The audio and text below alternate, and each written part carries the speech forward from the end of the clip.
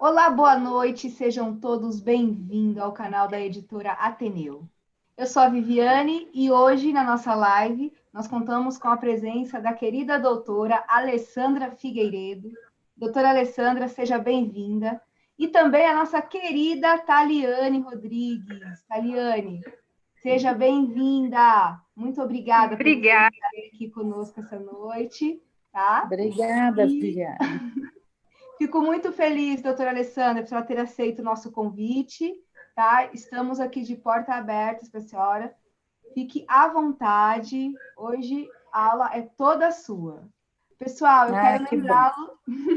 eu quero lembrá-los que aqui na descrição do nosso vídeo, tá? Vocês terão um link de acesso ao e-book da Covid, que é um e-book feito por toda a equipe multiprofissional da UFMG, tá? Eu creio também que a Taliane vai falar também do curso desse e-book da Covid, né, Taliane? Isso eu vou deixar para você Isso. falar um pouquinho mais à frente, tá? E sejam todos bem-vindos, espero que todos aproveitem essa aula, que será maravilhosa, esse bate-papo com a doutora Alessandra. E, Taliane, com você, minha linda. Boa noite, Viviane, Alessandra, pessoal que está assistindo a gente. Eu queria agradecer pela oportunidade de estar aqui moderando mais uma live. É sempre um prazer estar aqui conversando com os nossos convidados e é sempre muito gratificante a oportunidade de aprender com eles. E já que você deixou a deixa do curso, eu queria fazer o convite, né, para todo mundo que está assistindo se inscrever no nosso curso de manejo clínico paciente infectado com a Covid-19, que é um curso ofertado pela UFMG. A gente tem vários parceiros também pelo Brasil e ele é destinado a alunos, profissionais e professores da área de saúde. E, além disso, a gente tem um negócio muito legal, uma ação de extensão que chama Saudarte, que leva um pouquinho de arte para todo mundo que está nessa loucura, né, dessa pandemia, principalmente os profissionais que estão na linha de frente. Então, é muito legal, vale muito a pena. E para quem quiser se inscrever, quem quiser mais informações sobre o curso, eu vou deixar o Instagram do nosso projeto, que é o covid19.ti.ufmg. Então, lá vocês vão ter acesso a vários posts interessantes sobre a Covid-19, vão poder tirar suas dúvidas a respeito do curso e também fazer inscrição. Então, sem mais delongas, eu queria apresentar a doutora Alessandra Figueiredo, que vai conversar com a gente sobre um tema muito importante, que é o cuidado bucal. E ela é doutoranda em estomatologia pela Faculdade de Medicina da Universidade Federal de Minas Gerais, presidente do Departamento de Odontologia da AMIB, e ela também é preceptora do Centro Universitário Newton Paiva, aqui em Belo Horizonte. Boa noite, Alessandra, seja muito bem-vinda. E aí eu deixo a palavra com você agora. Boa noite, Tailane. Muito obrigada. Eu vou agradecer também o convite aí a Viviane, da editora Ateneu.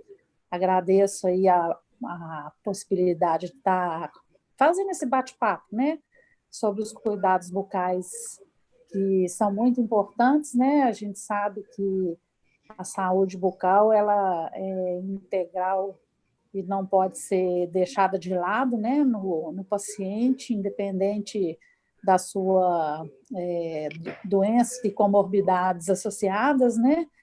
Então, em cada caso tem algumas particularidades, né? E hoje nós vamos falar algumas, né, relacionadas aí ao paciente com a COVID, né? Então, aproveito aqui para fazer o convite também às pessoas que estão assistindo, né, para postar, né, perguntas, né, dúvidas que tenham, e a gente pode estar aqui nesse momento tendo a oportunidade de esclarecer algumas coisas, né? E aí fico aí à disposição. Você quer começar a puxar o nosso bate-papo? Como é que nós vamos fazer, Tailane? Eu acho que eu posso começar puxando uma perguntinha e aí a gente vai dando continuidade. Pode ser assim? Pode ser. Então, a primeira pergunta é: o que muda para a odontologia em termos de biossegurança em tempos de Covid-19?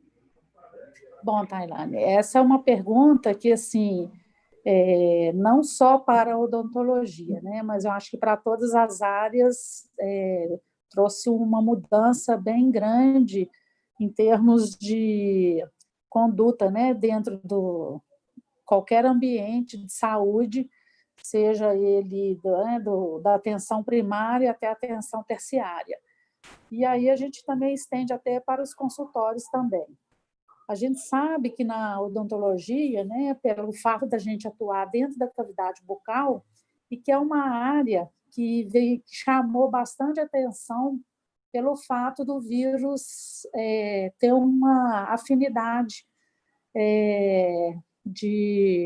pelas células da mucosa oral e das glândulas salivares. Então, a alta transmissibilidade, né, do vírus pela saliva, pelo aerosol, então colocou a odontologia num patamar, né, de risco de transmissibilidade muito alto, né? Que a gente sabe que praticamente todos os nossos procedimentos são geradores de aerossol. Então, a gente assim, tem uma preocupação muito grande com isso, inclusive, assim, desde quando começou, né, essa pandemia, que, né, teve essa questão dessa transmissibilidade, né, pelas gotículas e aerosol, então a gente vem discutindo, né, as melhores formas de manejo em todos os aspectos relacionados aos procedimentos odontológicos, seja ele ambulatorial ou dentro de um hospital, né? Então, o que a gente tenta mais é cumprir, né, executar toda a biossegurança que vem sendo preconizada por todos os profissionais, né, lavagem de mão, paramentação, óculos, gorro, face shield, tudo mais. E o cuidado com a desparamentação também, que é uma coisa que geralmente assim, a grande maioria dos profissionais tem se infectado, principalmente na desparamentação. E dentro desse contexto todo, o grande desafio nosso é diminuir dentro da nossa atividade, a produção de aerosol, né? Então, esse é que está sendo o grande desafio para nossas intervenções. E, para isso, a gente vem discutindo em equipes, dentro da própria universidade, na faculdade, em sociedades, entre grupos, né, as melhores maneiras. E, assim, a gente vem conseguindo desenvolver algumas, como eu vou dizer, algumas práticas, né, que produzem menos aerosol, né, mas não é 100%, né? Então, assim, qualquer coisa que você vai manipular ali, você está com o risco do paciente tossir, né? Você pode induzir, né, a tosse. Então, assim, é um pouco complicado, né? Mas, assim, em termos de biossegurança, né, a gente segue à risca aí, como todos os outros profissionais vêm seguindo, né? Então, assim, a gente tem toda essa preocupação, né? A preocupação com a experimentação é crucial, né? Porque um deslize que você dá, você se infecta. E eu acho, assim, na minha opinião, né, já paramentei e tudo, a etapa da desparamentação, ela é essencial, né? Uhum. E, assim, a Covid-19, ela é uma doença emergente e requer estratégias comportamentais como isolamento social, mudanças na rotina de atendimento dos profissionais de saúde, inclusive dos cirurgiões dentistas. E então, o que mudou para a odontologia na rotina de trabalho, tendo em vista os procedimentos que vocês costumam fazer? Bom, Tailane, como eu já disse, tem a nossa grande preocupação em relação à questão da geração do aerossol, né? E então, desde quando começou a surgir os primeiros casos, né? Então, uma das coisas em que foi recomendado, né, pelos nossos conselhos, né, o conselho tanto regional quanto o conselho federal, era de suspender os tratamentos eletivos, né, e priorizar os tratamentos de urgência e emergência, justamente da mesma forma que todos os outros profissionais. E isso, assim, trouxe uma grande preocupação em relação de vários colegas, né, porque muitos nós somos profissionais liberais e muitos assim dependem exclusivamente de atendimento de consultório. Então, isso representou um impacto muito grande para muitos colegas nossos, né? E, aliás, vem acarretando um impacto muito grande. Então, acho que o grande que eu acho que é para todo mundo, né, que impacta aí, é essa questão da suspensão do atendimento eletivo, né?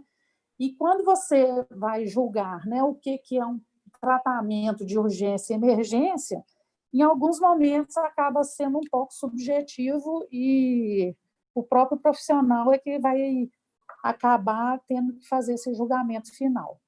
Agora, dentro da odontologia, não tem-se o hábito de fazer atendimento à distância, né? Como tem a telemedicina. Então, não tem, o próprio conselho nosso, ele não permite a teleodontologia, né? Dizer assim.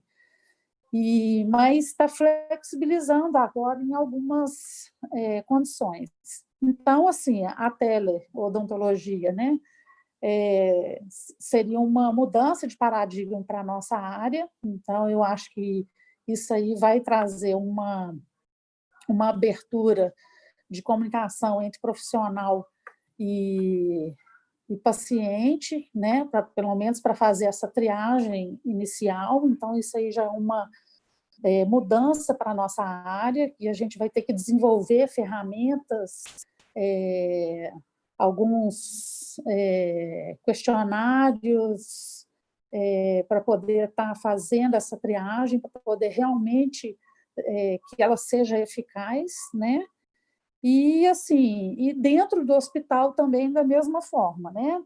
A gente procura atender os pacientes realmente que estão na urgência e emergência. Então, assim, geralmente são procedimentos, né, que causam infecção, dor, os abscessos,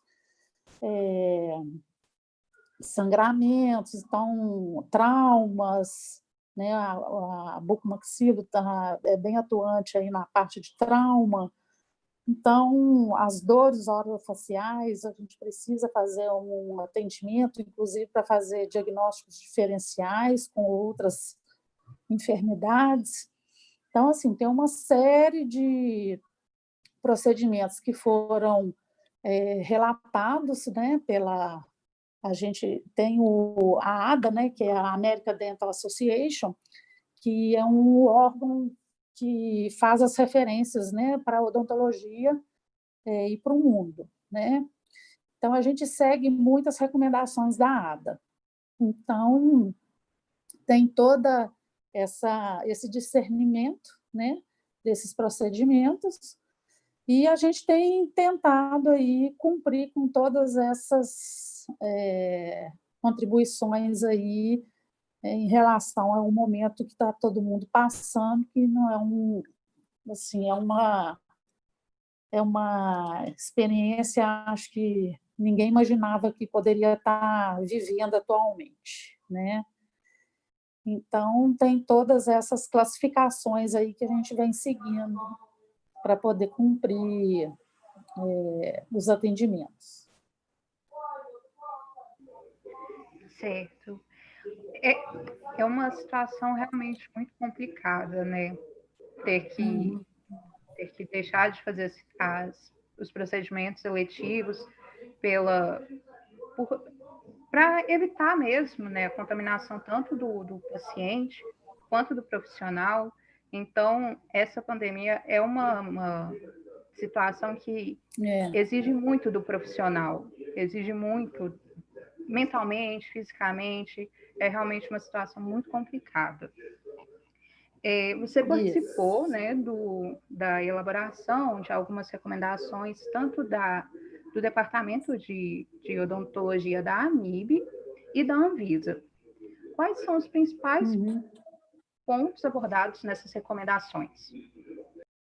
Bom, eu tive a grata, né, felicidade aí de estar participando da elaboração dessas recomendações, e a gente tem assim vários, né, a grande maioria dos pontos comuns, né, porque a Anvisa ela faz as recomendações de uma forma mais abrangente, né, e a AMIB ela tem um foco na terapia intensiva.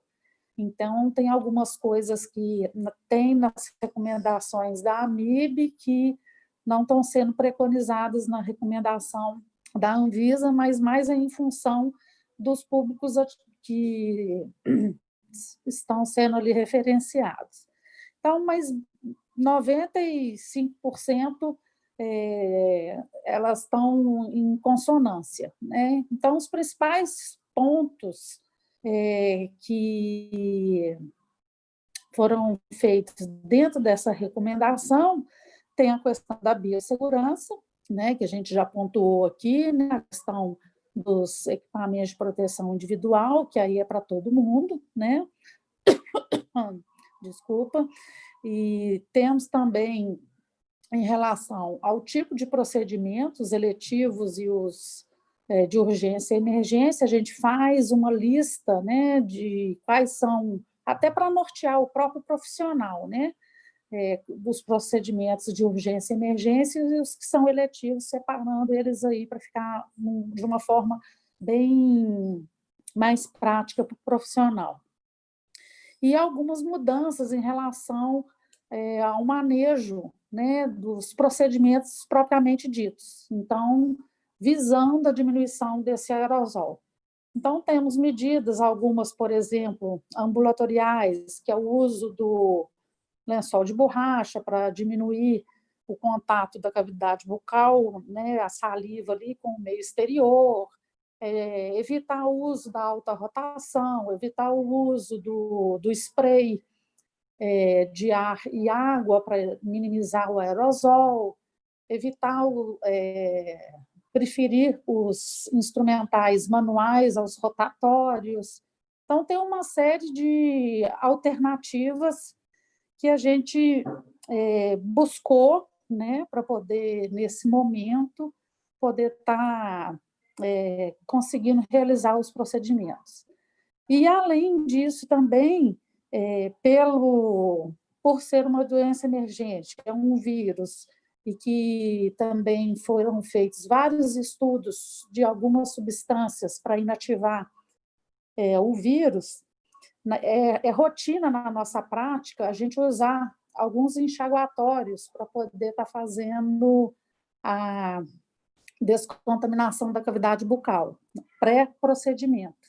Então, assim, já é rotina que a gente usa alguns enxaguatórios, por exemplo, como a clorexidina, né? E só que a clorexidina foi estudada em alguns estudos de superfície e ela parece que não se mostrou muito eficaz para o vírus do SARS-CoV-2. E foram feitos, né, esses estudos de superfície que mostrou que ele é sensível aos oxidantes. Então, dentro dos oxidantes que a gente pode utilizar na cavidade bucal, que foram utilizados, né, pelos espanhóis, né, que veio lá principalmente pela experiência clínica deles, eles trouxeram, né, o uso do peróxido de hidrogênio e o uso da povidona como um enxaguatório para fazer a descontaminação da cavidade bucal.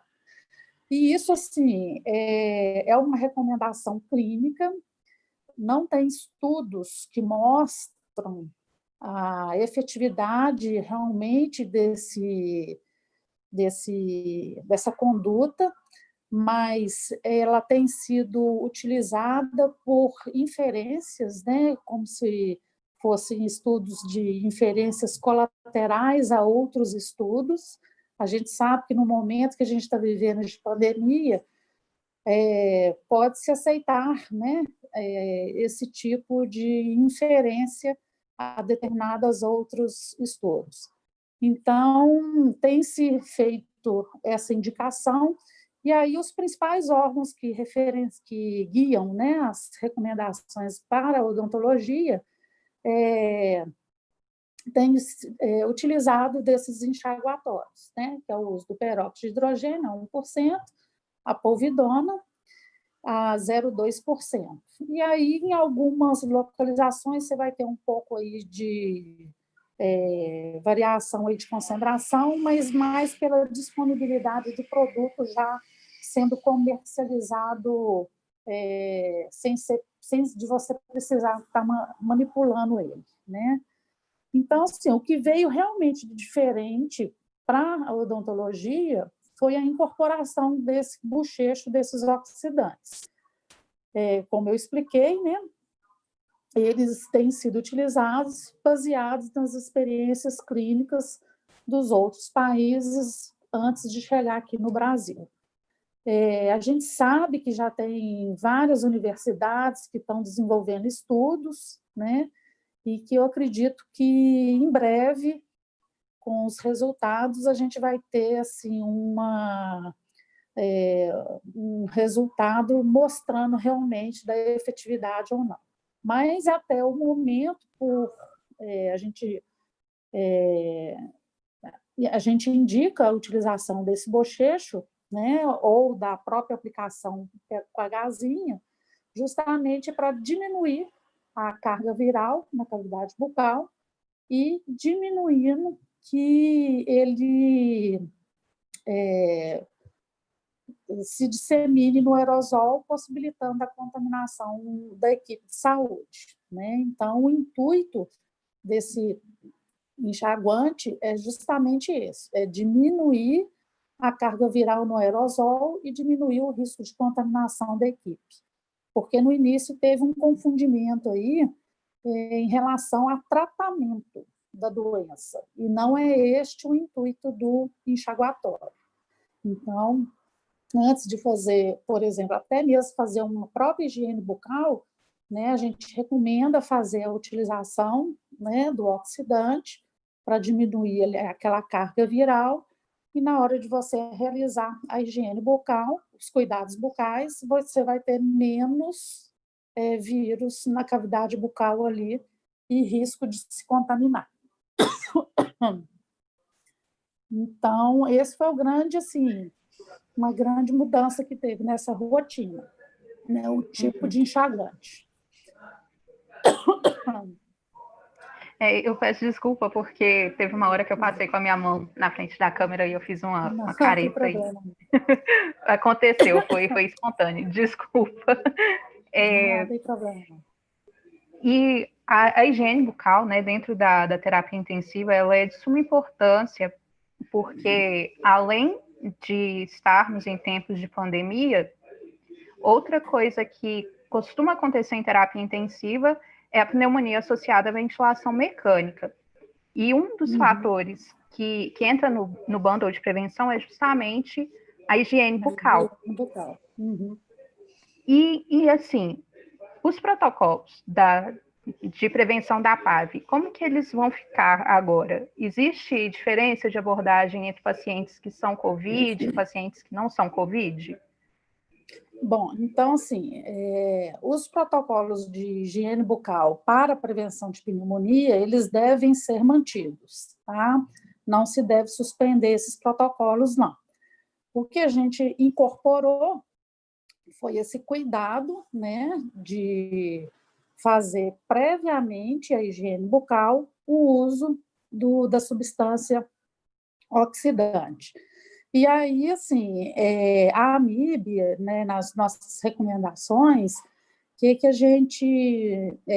porque, assim, por não se ter estudos, né, a gente colocou um item para fazer a proteção pulmonar, que seria o tampão orofaríngeo. Então, assim, aquele hospital onde tem, né, geralmente é o enfermeiro capacitado, ou o próprio dentista capacitado, ou o próprio médico capacitado, a estar colocando esse tampão justamente para fazer essa proteção pulmonar, porque o peróxido, a gente sabe que ele é efervescente, né? Então, para evitar que essa substância escoe, né, para os pulmões. Então, a gente não sabe os efeitos que isso poderia causar. Então, a gente teve esse cuidado de pensar numa proteção extra para evitar que essa substância pudesse escoar até os pulmões. E claro que isso tudo são recomendações, não é uma obrigatoriedade. Cada instituição ela vai discutir seu protocolo com a própria equipe multidisciplinar, né? E claro que isso aí vai ser acordado entre as equipes da incorporação dos cuidados ou não, né? E vai depender também da capacitação dos profissionais que estão em cada instituição. Mas a gente teve essa preocupação de pensar, né, em todos os detalhes, né? E então os protocolos de prevenção de PAV, eles devem ser mantidos. A grande maioria desses protocolos é com a utilização da clorexidina. E assim, tem alguns estudos já saindo mostrando que você não tem interferência, né, da utilização das duas substâncias, né? A gente sabe que o peróxido ele tem uma substantividade rápida, em torno aí de 1 a 2 minutos, e que a partir daquele momento já poderia estar sendo utilizada a clorexidina. E a clorexidina, ela tem uma substantividade maior, né, de 8 a 12 horas, e aí ela estaria cumprindo, né, com o seu papel, né, antimicrobiano ali, e fazendo o controle do biofilme e evitando as pneumonias associadas à ventilação mecânica que não fosse pelo SARS-CoV-2. Então, a rotina ela deve ser mantida, tá? Entendi.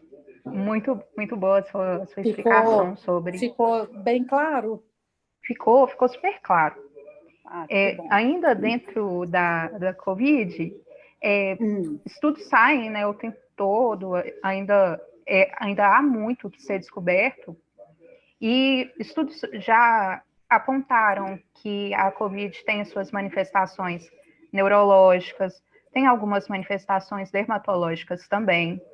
E aí, eu gostaria de saber se na mucosa oral do paciente já foi observada alguma mudança ou ainda não? Saiu um estudo que trouxe para nós 3 casos de manifestação oral, né, em pacientes COVID. Só que esse estudo é um estudo que veio, né, são relatos de caso, só que um deles realmente tinha-se a confirmação da Covid-19 e os outros 2 relatos de caso não tinha essa confirmação, eram casos suspeitos. E as lesões reportadas nesse artigo são lesões inespecíficas, né? E em que normalmente a gente já encontra em pacientes internados na UTI. São lesões que estão geralmente associadas com a imunossupressão do paciente. Então, por exemplo, lesões de herpes simples, né?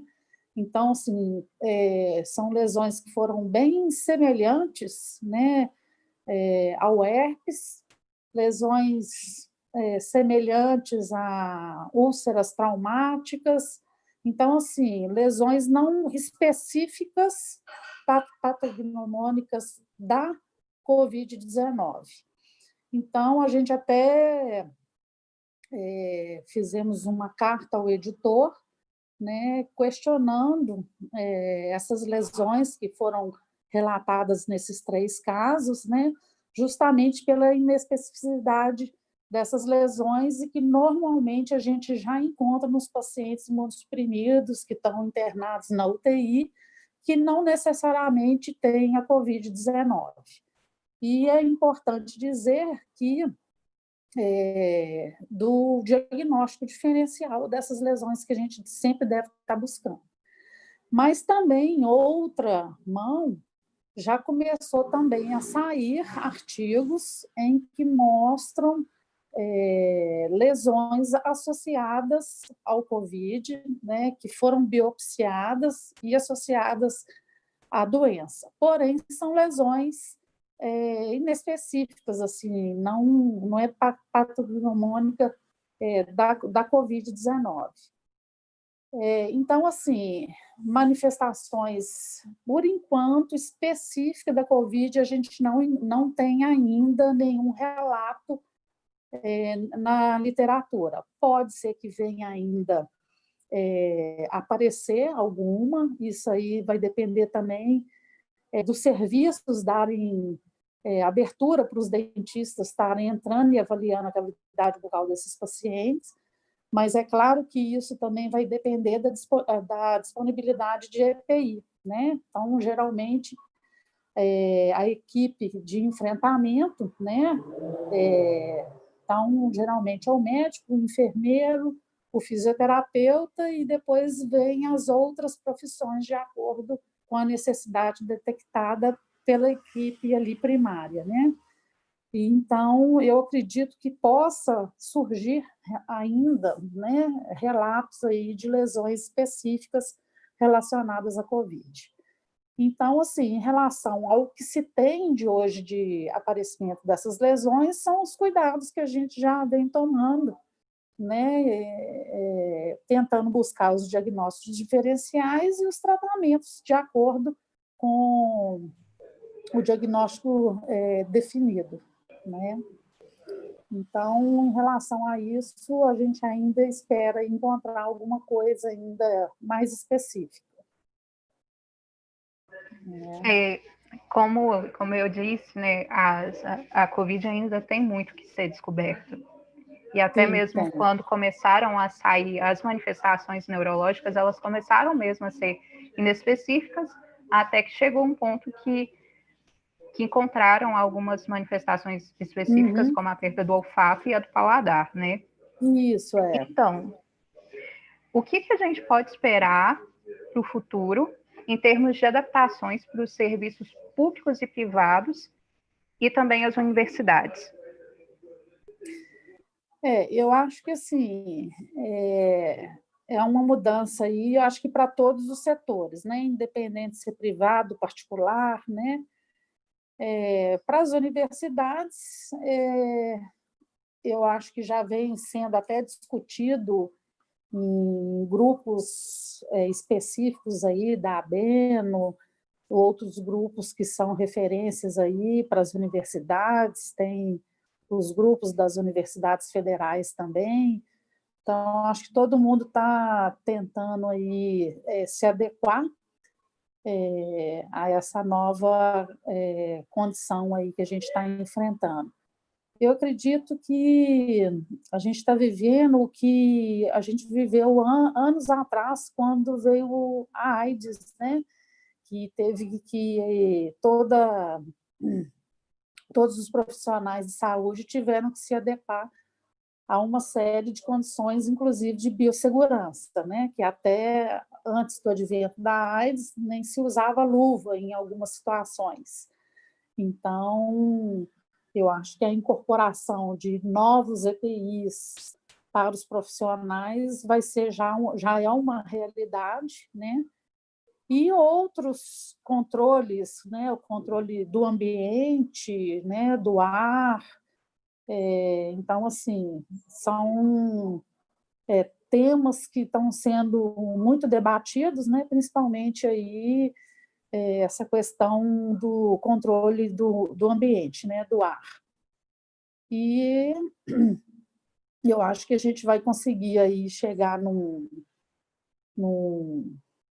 pelo menos assim, numa adequação em que as coisas possam começar a voltar ao normal, em termos de atendimento eletivo e tudo mais. Mas eu acho que à medida que a gente começa a conhecer, né, o processo de transmissão da doença, né, e a gente vai conseguindo estabelecer normas técnicas para minimizar, né, a disseminação aí daqui para frente. Então, esse é um outro marco, né, que a gente está vivendo aí na saúde aí, para poder estar retomando as nossas atividades aí com a maior segurança possível.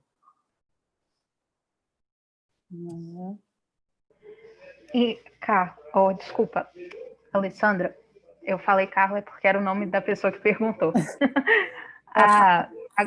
Agora a gente vai começar a parte das perguntas que nós recebemos durante a live. Aí temos a pergunta da Tatiane Borgo, são duas. Ela perguntou como a higiene bucal auxilia na prevenção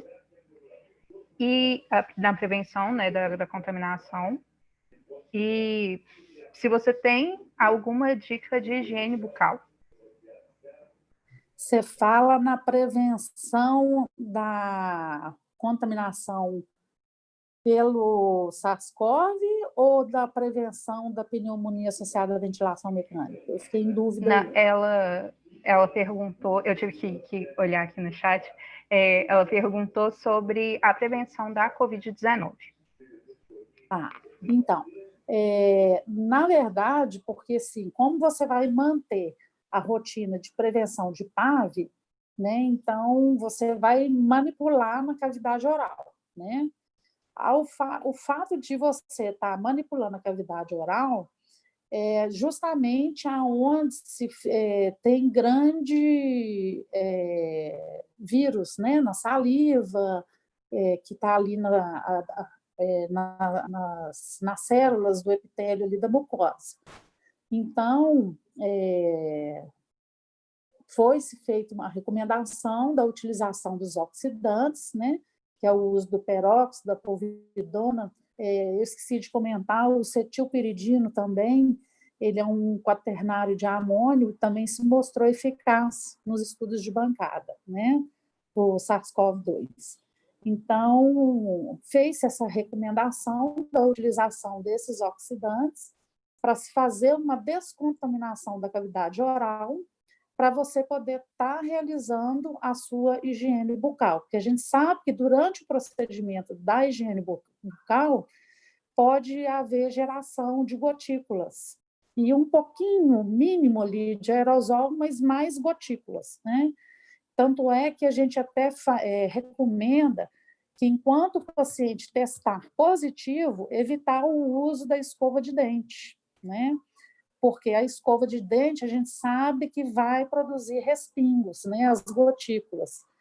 Então, enquanto o paciente estiver testando positivo, a gente pede para substituir a escova de dente por outras formas de fazer a remoção do biofilme. Então, se o paciente está entubado, vamos fazer a utilização da espátula e a gaze, né? Que é a boneca, monta a boneca e usa a espátula e gaze, que aí você vai minimizar a formação dessas gotículas. E a partir do momento que o paciente testar negativo e aquela instituição tem nela a escova de dente, disponibiliza para fazer a higiene bucal, você retoma com a escovação. E, então, assim, o que veio de diferente foi essa questão do oxidante, né, para poder minimizar a contaminação da equipe durante o procedimento pela geração de aerosol e gotículas, que esses vírus poderiam estar mais, né, nessa condição. E dica de higiene bucal, normalmente, os hospitais eles já têm um protocolo de higiene bucal. Se por exemplo, na sua instituição ainda não tiver, seria interessante estar discutindo, né, com a equipe multi, né, lá, para poder estar estabelecendo um protocolo mais efetivo, né? A própria AMIB disponibiliza no site um protocolo que pode ser utilizado como uma referência, um ponto de partida para você estar adequando na sua instituição. Dica, sim, é um pouco vago, né? Assim, especificamente, depois, se você quiser passar alguma dificuldade maior que você possa ter em algum das etapas da higiene bucal, eu posso estar te explicando também. Mas o ideal é seguir o protocolo da sua instituição, tá? Espero que tenha respondido aí a Carla. A Ingrid Silva, ela disse o seguinte: sabemos que é importante a troca periódica da escova dental. Para um paciente que teve Covid-19, tem que trocar em um mês ou de quanto em quanto tempo? No paciente que tem a Covid-19, que está no ambiente hospitalar, a gente não recomenda o armazenamento de escovas, né? Então, seria o uso e descarte, tá? Igual eu expliquei agora, mesmo um paciente que estiver, né, sob a intubação, aí a gente até está suspendendo a utilização da escova. Mas se ele não está entubado, você vai até manter a escovação, mas o ideal seria o uso único e descartar essa escova, tá? Para poder reduzir mesmo ali como mais um foco de infecção, de contaminação ali que essa escova pode representar. Foi só isso que a pergunta foi, né? Foi só isso mesmo. Aí a Carla, ela perguntou o seguinte: sabemos que o SARS-CoV-2 é vulnerável à oxidação. Então, quer dizer que o enxaguatório bucal ajuda a reduzir o vírus? Olha, a gente está partindo de experiências clínicas, né? Assim, a gente ainda não tem um estudo em vivo que demonstre essa efetividade. O que se tem de estudos que comprovam essa efetividade são estudos de superfície, né, de bancada. Então, e por inferência a esses estudos, a gente está utilizando substâncias oxidantes que possam ser utilizadas na cavidade bucal para poder diminuir essa carga viral na cavidade bucal. Mas ainda não existe estudos em vivo que comprovem essa efetividade. Então, é simplesmente uma inferência que a gente está fazendo de estudos de bancada e pelas experiências clínicas de outros países que trouxeram isso acho que para o mundo inteiro, né? E os próprios órgãos que regulamentam a odontologia estão fazendo essa recomendação, tá? Então, a gente tem feito essa indicação, mas sabendo dessas limitações, né? Da mesma forma que teve a questão da cloroquina, né? Dos medicamentos que vêm sendo discutidos para o tratamento da Covid. Então, assim, a gente vive este momento também de uma incerteza dessa efetividade. Mas a gente sabe que tem já estudos sendo realizados e eu acredito que em breve essa pergunta a gente já vai conseguir com um embasamento científico melhor, tá? Aí teve uma última pergunta se para pacientes com a COVID-19, a clorexidina alcoólica é recomendada para higiene bucal. É aquilo que eu expliquei já, né? A clorexidina, ela parece que não se mostrou muito eficaz para o vírus, né? Então, por isso é que a gente está fazendo a recomendação de outras substâncias para o SARS-CoV-2, para inativar ele. Agora, a clorexidina, ela deve ser mantida no protocolo de higiene bucal para a prevenção de PAV, né? Então, assim, você usaria o oxidante primeiro. A gente sabe que o oxidante ele tem baixa substantividade, aí em torno de 1 minuto, 2 minutos, e aí, logo em seguida, você poderia já estar utilizando a clorexidina, realizando o protocolo de prevenção de PAV, já estabelecido na maioria das instituições hospitalares. Tá? Então, deve ser mantido. Eu acho que essa foi a última pergunta que a gente recebeu. A gente ainda tem mais uns 15 minutos de live. Então, se tiver mais alguma coisa que tenha esquecido de falar, fica à vontade. Tá. Eu acho que, assim, à medida que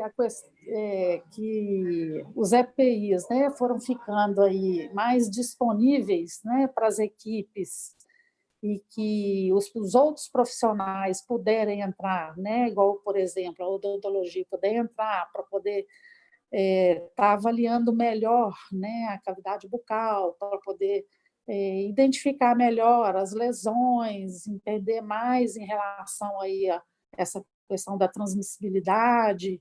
Então, assim, em relação também aos testes, né, a gente estuda muito a saliva. Então, a gente busca muito testes para ser realizados com saliva, porque às vezes é mais fácil de você obter uma amostra de saliva do que de sangue, dependendo da condição do paciente. Então, assim, a gente desenvolve várias pesquisas muito com saliva, e então pode ser um potencial aí também para a gente descobrir mecanismos, né, de controle, para diminuir essa transmissibilidade aí que a gente sabe que é alta. Então, assim, em termos de pesquisa, eu acho que é um campo promissor, né, por a gente estar diretamente relacionado com a cavidade bucal, né, e ser o nicho ali do vírus, né. Então, acho que a gente pode ainda trazer muita descobertas, né, que pode ajudar, de uma certa forma, todos os profissionais de saúde, né? Tem essa questão do enxaguatório, né? Assim, as pesquisas, à medida que forem saindo, isso vai ser extremamente importante, principalmente no controle dos pacientes para tratamento ambulatorial, né? Você imagina quantos consultórios aí que vão ter que se adequar a essa questão do controle do ambiente, né? Porque a gente sabe que tem um estudo que mostra que o vírus ele fica suspenso no aerosol em até 3 horas. Então, isso aí impacta muito no nosso serviço, né? Como que você vai atender um paciente a cada 3 horas? Então, é um pouco complicado, né? Então, eu acho que assim, a odontologia tem muito a contribuir, né, como as demais profissões também, e eu acredito que, à medida que a gente conseguir entrar mais e estudar esses pacientes, né, a gente vai poder conhecer mais da doença, né, trazer maiores conhecimentos aí também. É isso, em suma, né, assim, a gente tem entrado mais para fazer os atendimentos de urgência quando aparece, né, porque não é porque o paciente tem Covid que ele não vai ter uma urgência, emergência odontológica, né? Então, a gente tem entrado mais nesses casos, né? E aí, geralmente, são abscessos, né, que a gente tem acompanhado, pacientes, às vezes, oncológicos, que estão com mucosites, né, e precisa de um acompanhamento. Então, são algumas situações que requer mais assistência odontológica mesmo. Né? As lesões traumáticas, né, do tubo, essas aí já são bem clássicas aí, que a gente faz uso dos protetores, né? Então tem uma série de artefatos que a gente já vem desenvolvendo aí para contribuir nessa área, para minimizar aí essas lesões que são portas abertas para infecção, né? E que pode trazer outros tipos de complicação e infecções sistêmicas para o paciente, né? Então, assim, de uma certa forma, assim, a gente tem tentado contribuir o máximo com as equipes, né? Atualmente, à medida que vai aparecendo as demandas aí. Então, é isso. Queria agradecer também a oportunidade de estar trazendo um pouquinho de conhecimento aí da odontologia nesses tempos de pandemia, né? E que reflete aí em todas as áreas. Então é isso, meu muito obrigado. Se alguém tiver mais alguma dúvida, fico à disposição. Alessandra, eu queria te agradecer muito por ter aceitado o convite, por ter falado brilhantemente sobre a odontologia. Foi uma conversa muito enriquecedora para mim, assim como todas são. É sempre uma ótima oportunidade de aprender com quem está na linha de frente. E eu também queria agradecer a Viviane da Ateneu pela oportunidade de estar aqui, né, de moderar a live. E queria também agradecer a todo mundo que assistiu a gente. Então, é isso, gente. Obrigada. E eu quero agradecer a doutora Alessandra Tagliani. Foi uma ótima aula, professora Alessandra. Parabéns. Muitas pessoas nas redes sociais ao qual nós estamos transmitindo essa aula tiveram interações, gostaram, elogiaram bastante. Parabéns.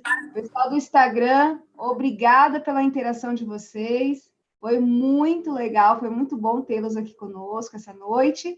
Professora, a senhora está super convidada a voltar aqui, Taliane também, para mais uma aulinha, mais uma live, as atualizações da Odonto, que para a gente é muito importante, né? Isso. Eu achei muito interessante uma pergunta de uma moça que fez aqui no Instagram sobre o enxaguante bucal.